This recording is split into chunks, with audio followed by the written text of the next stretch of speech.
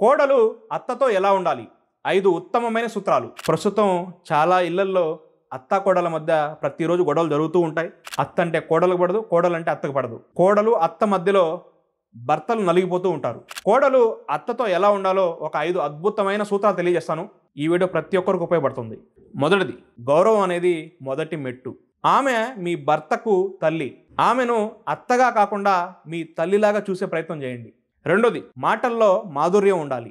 ఏదైనా ఒక మాట చెప్పాలన్నా ప్రేమగా, ఆప్యాయతగా, నెమ్మదిగా చెప్పండి. కోపంగా మాట్లాడితే మనసులు అనేవి దూరం అవుతాయి. మూడోది, ఆమె యొక్క అభిప్రాయాన్ని అడగండి. ఏదైనా చిన్న విషయం అయినా అమ్మ మీరు చెప్పండి అని అడిగితే ఆమె చాలా సంతోషపడుతుంది. నాలుగోది, అభిమానంగా పిలవండి. అమ్మ, తల్లి అని చాలా ఆప్యాయతగా, అభిమానంగా పిలవండి. ఆమె మనసుకు మిమ్మల్ని దగ్గర చేస్తాయి. ఐదోది, సహనంతో ఉండండి. చిన్న చిన్న విషయాలు, చిన్న చిన్న గొడవల్ని మనసులో పెట్టుకోబాకండి. ఆమె వయసులో పెద్దది.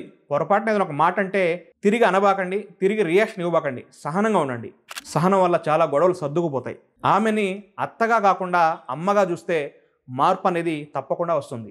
తేడాలు వస్తే తల్లిగా అర్థం చేసుకోండి. మీ తల్లి అనుకోండి, రోజు అత్తా కోడలు కలిసి ఒక 5-10 నిమిషాలు కూర్చొని మాట్లాడడం, ఇద్దరు కలిసి అలా వాకింగ్కి వెళ్ళడం, పార్కులో కూర్చొని మాట్లాడడం, ఇలా చేస్తూ ఉంటే రిలేషన్ అనేది స్ట్రాంగ్ అవుతుంది. నేను చెప్పింది కరెక్టా కదా? మీ అభిప్రాయాన్ని కామెంట్ చేయండి. ఏదైనా పాయింట్ మిస్ అయింటే తప్పకుండా కామెంట్ చేయండి.